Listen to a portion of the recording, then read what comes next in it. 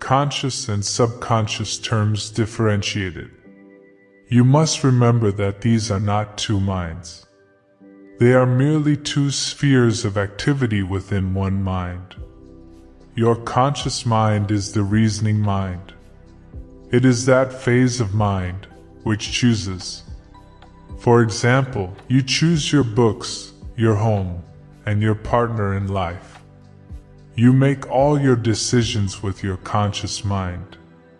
On the other hand, without any conscious choice on your part, your heart is kept functioning automatically, and the process of digestion, circulation, and breathing are carried on by your subconscious mind through processes independent of your conscious control. Your subconscious mind accepts what is impressed upon it or what you consciously believe.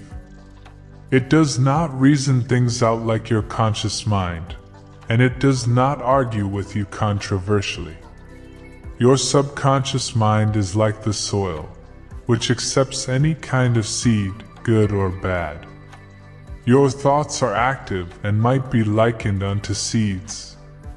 Negative, destructive thoughts continue to work negatively in your subconscious mind, and in due time will come forth into outer experience which corresponds with them.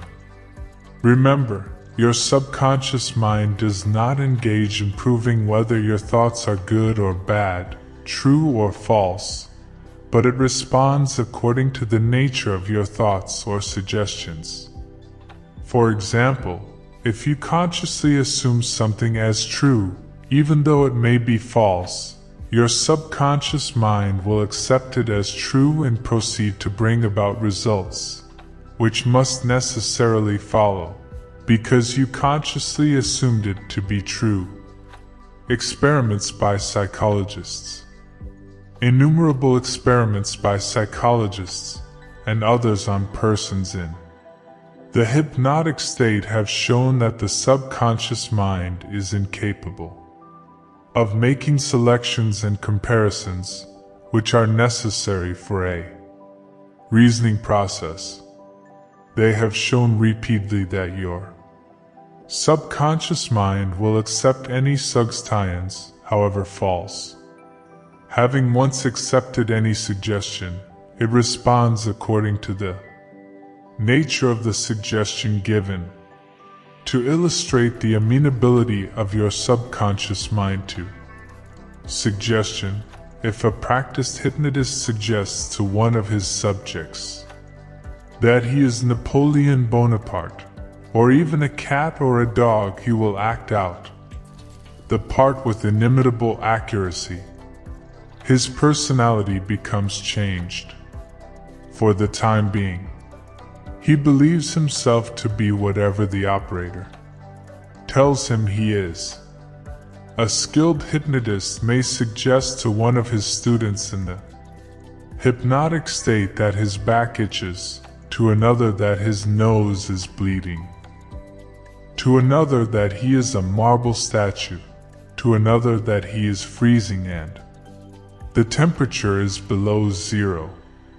Each one will follow out the line of his particular suggestion, totally oblivious to all his surroundings, which do not pertain to his idea. These simple illustrations portray clearly the difference between your conscious reasoning mind and your subconscious mind, which is impersonal, non-selective, and accepts as true whatever your conscious mind believes to be true. Hence, the importance of selecting thoughts, ideas, and premises which bless, heal, inspire, and fill your soul with joy. The terms objective and subjective mind clarified. Your conscious mind is sometimes referred to as your objective mind because it deals with outward objects. The objective mind takes cognizance of the objective world. Its media of observation are your 5 physical senses. Your objective mind is your guide and director in your contact with your environment. You gain knowledge through your five senses. Your objective mind learns through observation, experience, and education. As previously pointed out, the greatest function of the objective mind is that of reasoning. Suppose you are one of the thousands of tourists who come to Los Angeles annually. You would come to the conclusion that it is a beautiful city based upon your observation of the parks, pretty gardens, majestic buildings, and lovely homes. This is the working of your objective mind. Your subconscious mind is oftentimes referred to as your subjective mind. Your subjective mind takes cognizance of its environment by means independent of the five senses. Your subjective mind perceives by intuition. It is the seat of your emotion and the storehouse of memory. Your subjective mind performs its highest functions when your objective senses are in abeyance.